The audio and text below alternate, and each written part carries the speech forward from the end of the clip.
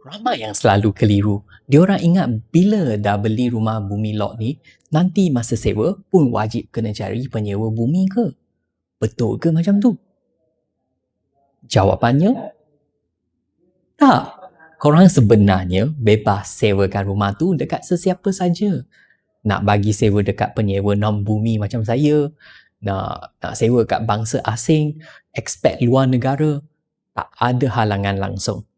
Memang tak ada undang-undang yang cakap tenant pun wajib status bumi putra untuk duduk rumah bumi lot.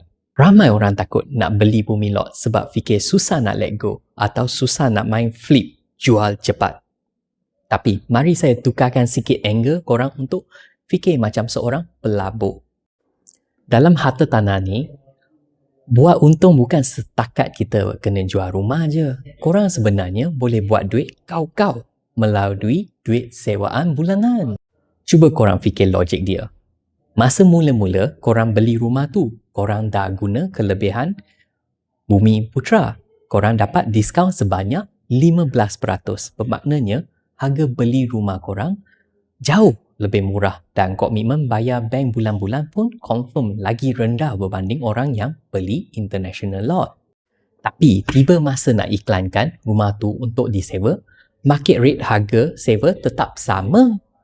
Tak ada istilah harga sewa rumah bumi lot lagi murah. Penyewa tak minta pun tengok status geran rumah bila nak sewa. Yang penyewa tengok cuma rumah tu cantik tak, lokasi ngam tak, fasiliti best ke tak. Sebab modal masuk dan installment bank korang rendah, tapi duit sewa yang korang kutip tiap-tiap bulan sama level dengan harga market biasa. Duit sewa tu sedap-sedap je boleh cover bayaran bank. Siap-siap ada baki untung bersih lagi masuk poket korang tiap-tiap bulan. Ini adalah yang apa kita katakan cash flow positive. Sebagai investor, tak semestinya kena jual baru nak merasa duit untung. Korang pegang je aset ni untuk long term.